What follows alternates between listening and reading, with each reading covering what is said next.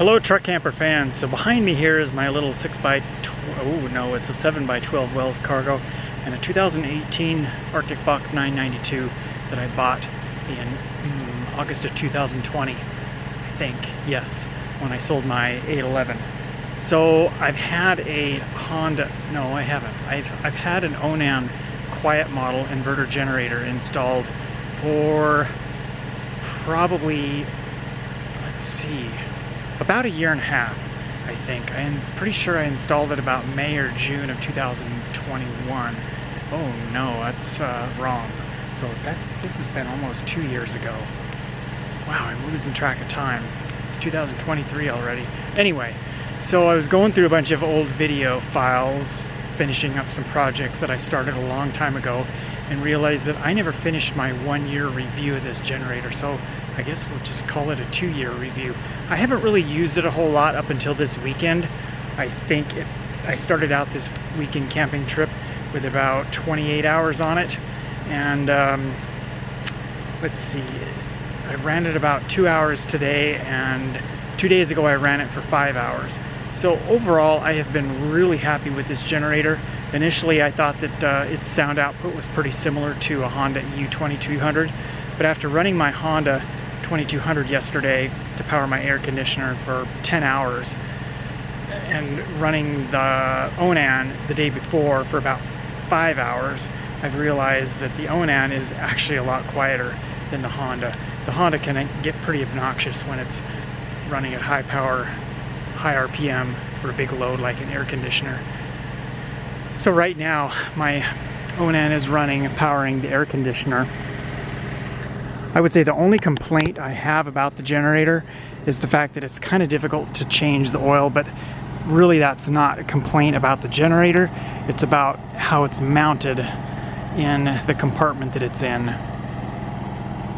Originally this compartment was designed for a different style generator, which had different locations for the mounting points, and I adapted it to make it work for this generator. So what I ended up having to do was build some little adapter plates so that I didn't have to drill new holes in the framework or in the belly pan of the generator.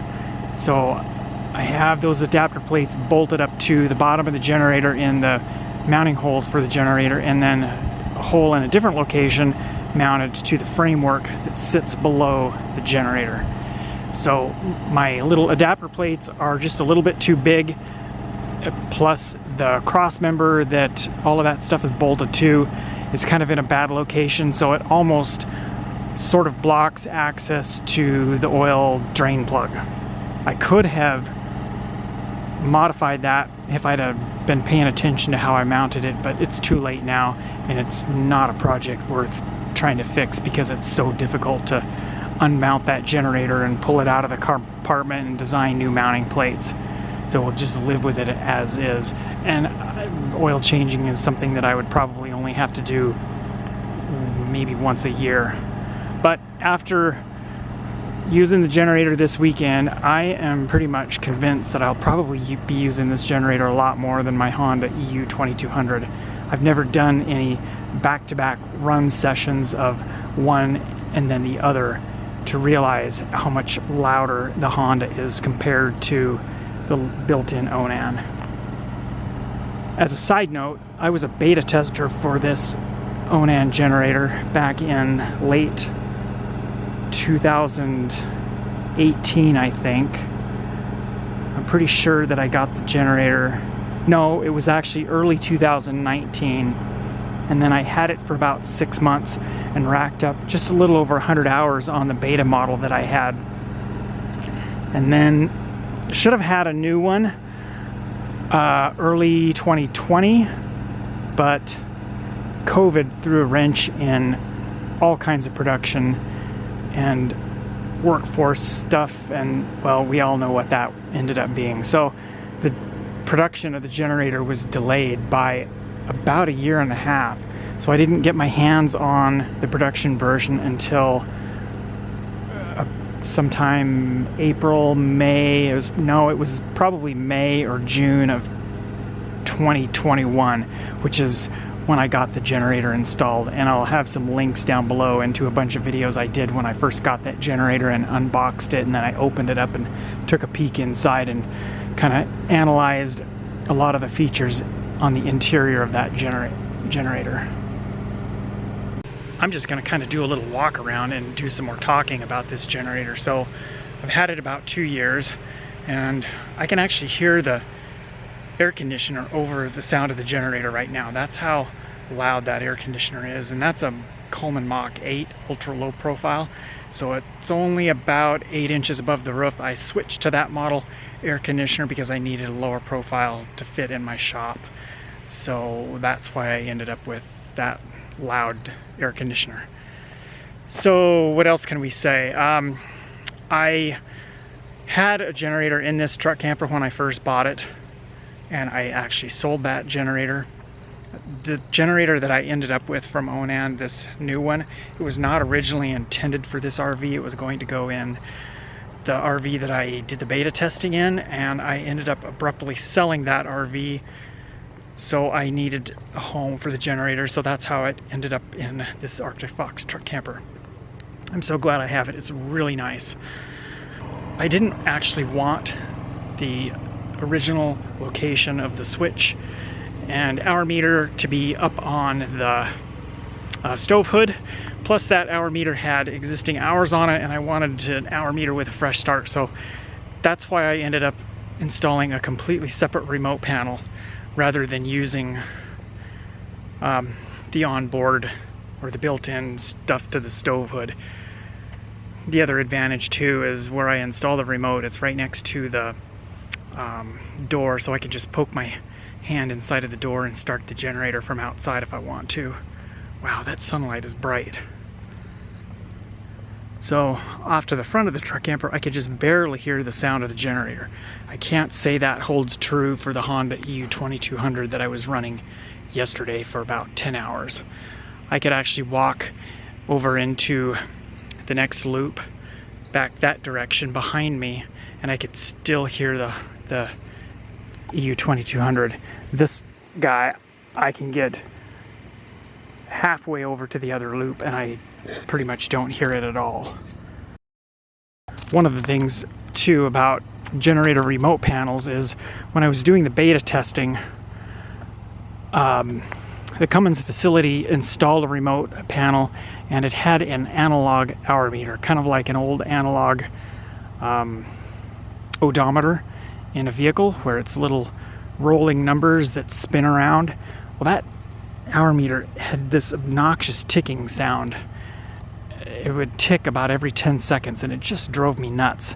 So that was another reason that I went with that remote panel that I did, is it's got a digital hour meter. Although the built-in remote panel in the stove hood, the hour meter, it is digital also.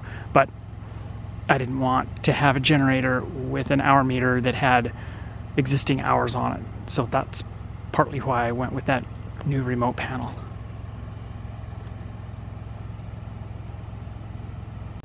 So the point of all that rambling about the ticking sound is if you ever do find yourself having to install a generator or replace one and you want an hour meter with a fresh start, don't go for the remote panel that has the analog hour meter in it with the little rolling numbers that look like an old school 1970s, 80s, or 90s car odometer. Get one with the digital hour meter because they're completely silent.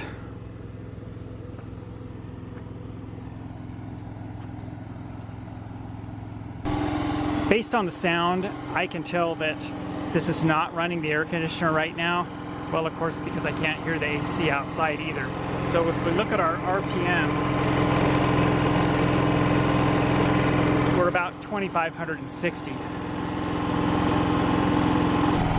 Okay, the fan just kicked on, and we're at about 2,440 or 50 RPM. And in just a little bit, the compressor will kick in. I have a microair.net micro air easy start unit. Okay, the compressor just kicked in.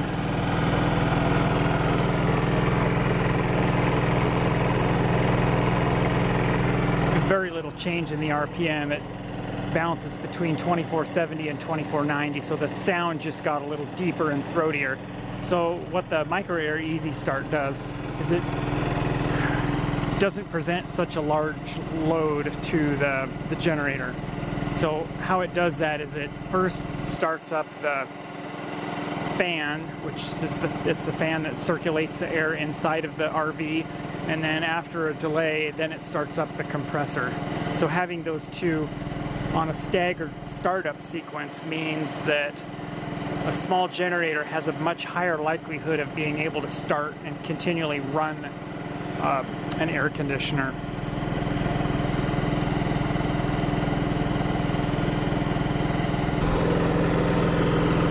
If I pull off this rope and close the compartment door, we can hear the very minimal change in sound output. It's not a significant difference, just very minorly noticeable.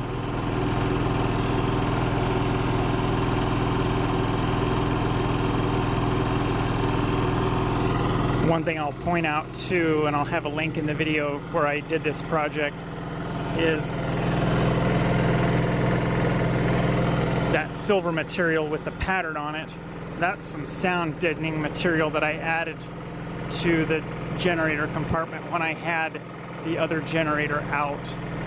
Right here, if we look at my Color Control GX, which is my remote panel for my Victron Multiplus 2000 inverter, we can see that we have about 2100 watts coming into the AC input of the inverter charger. So everything that comes in from shore power or generator goes through the inverter first, so we can see exactly what kind of output the generator is providing. So it's not quite at full load. But one of the nice things I really like about this generator is I'm inside the camper right now, obviously, and there is no noticeable vibration.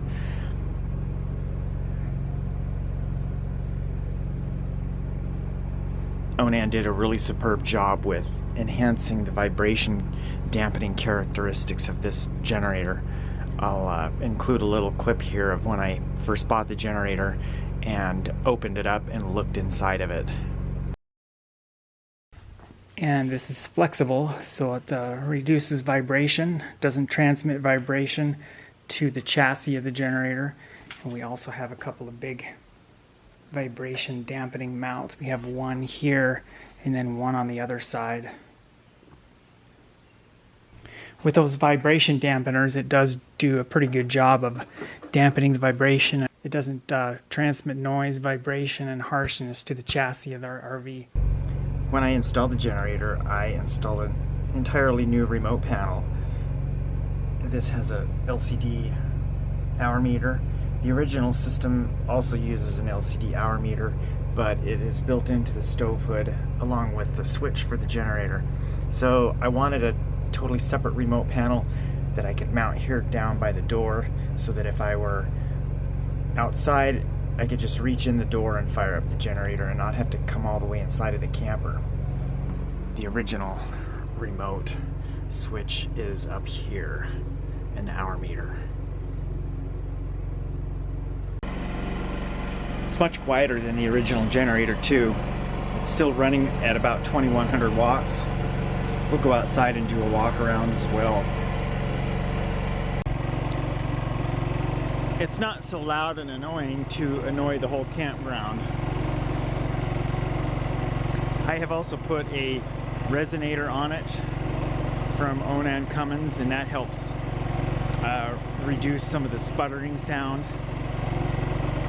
The only thing I wish I would have done differently on the exhaust is routed it out the back instead of the side, because generally your campsite is on the right side of the rig, and with the exhaust pointing that way, it directs a lot of the noise directly towards your camping area. So if it was routed out the back, that would reduce some of the noise output directly at your campsite just a little bit.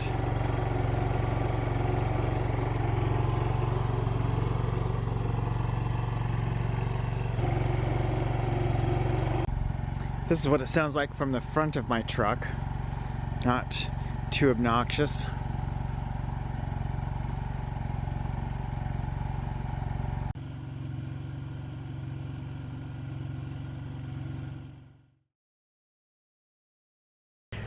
In conclusion, and this is the burning question that's at the top of everybody's mind, would I buy this generator again? Yes, I absolutely would. If ever given the opportunity to get into a different style RV, I would definitely look for one that had the capability for an onboard generator. Most truck campers do, and there's a very few number of travel trailers that have an onboard generator capability. One of them that does, that uses this same size generator, would be an Arctic Fox 22G. I know that because I just was researching and hoping to answer some questions for somebody else. So I have really been happy with this generator, even though I haven't used it too much.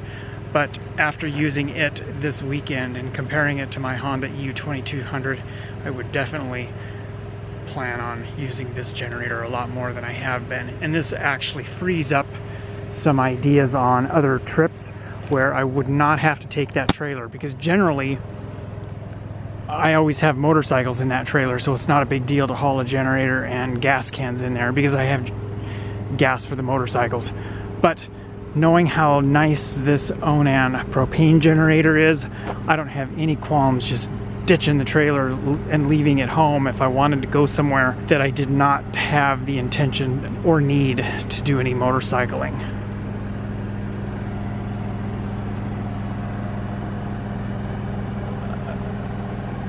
And I would never carry a generator in the back seat of the truck, nor would I ever want to put one in a front hitch basket. I just don't want stuff hanging off the front of the truck, blocking cooling airflow for the radiator and transmission and whatnot. And it adds to the expense of getting a front mounted hitch and then a hitch basket and then finding a place to store the hitch basket. I have too much stuff as it is. I just don't want another contraption to have to deal with.